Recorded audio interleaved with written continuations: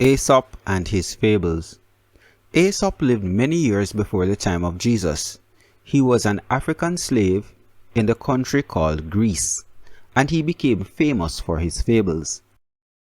Fables are stories which tell an important truth about life.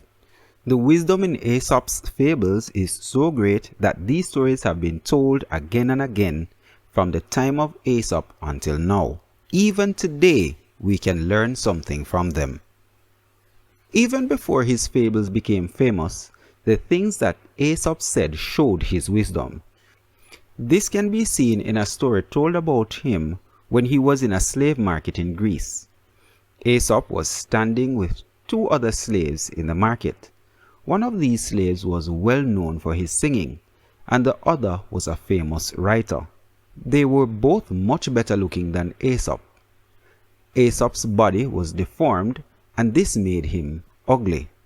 A man who was the master of many slaves in Greece came along and saw them.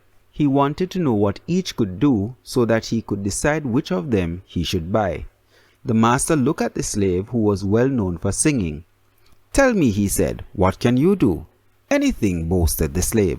The master then turned to the slave who was a well-known writer. "And what can you do?" he asked. "Everything," replied the writer. Finally, the master looked at Aesop. "Well, what can you do?" he asked.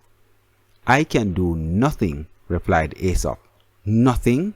said the master in surprise.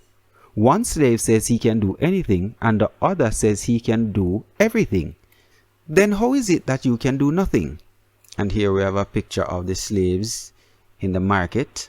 We can see what we believe to be Aesop with a deformity here on his back, and they're having a discussion. "Well," said Aesop with a smile, "one says everything and the other says anything.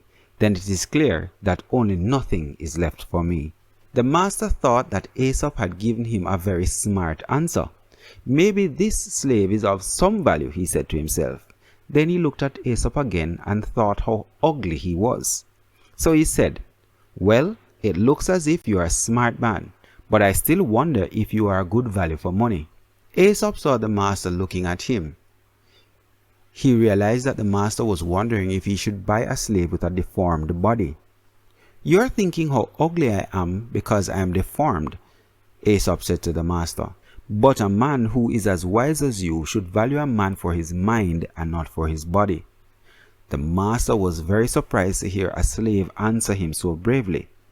He was even more amazed by the wisdom of the answer. The master decided that Aesop was really of great value and took him home to live with his family. Aesop said and did wise things while he was living in his master's house. And we can see here the picture of the master and Aesop and the other slaves, and the master is looking surprised, probably because of the answer that Aesop gave. His master realized how wise Aesop was and finally decided to set him free. After Aesop was set free, he traveled to many countries. People forgot that he was deformed and ugly. They just wanted to hear his fables. Even kings asked him to their palaces so that they might learn from him. Aesop became very famous as more and more people realized the great values in his stories. And here we have a king listening to Aesop's fables. So as we wrap this one up, let's remember the who, what, when, where, and why of our story. Look at the characters, the setting, and the plot. What is it that we can learn from this story? Also, I want you to leave your comments in the comment section below, and especially tell what a fable is. A fable is a special kind of story. I want you to define that as well. Turn your answers into your teachers, and I'll see you in the next episode.